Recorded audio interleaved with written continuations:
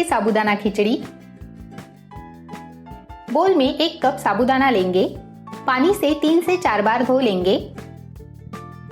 साबूदाना पूरी तरह डूब जाए इतना पानी डालकर रात भर या कम से कम 3 से 4 घंटों के लिए भिगो दें। 4 घंटे हो चुके हैं। साबूदाना अच्छे से फूल गया है। मीडियम फ्लेम पर कढ़ाई रखी है।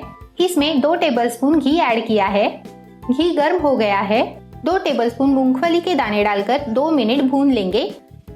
3 हरी मिर्च डालकर 1 मिनट चलाएंगे। आधा टीस्पून जीरा डालेंगे। आप अगर व्रत में जीरा न खाते हो तो ऐड न करें। जीरा चटकने के बाद 1 छोटे उबले हुए आलू के टुकड़े डालेंगे।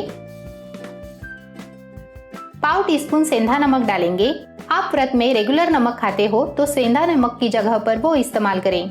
अगर आप व्रत में अदरक, नींबू, करी पत्ता और हरा धनिया खाते हो तो वो भी ऐड कर सकते हैं। 2 मिनट पका लेंगे।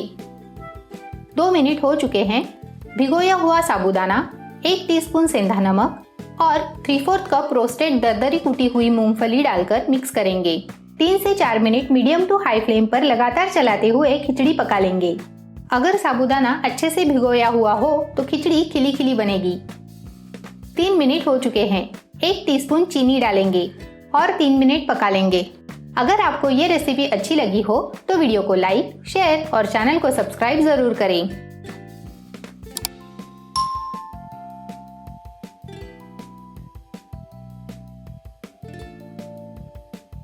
स्वादिष्ट साबूदाना खिचड़ी रेडी है।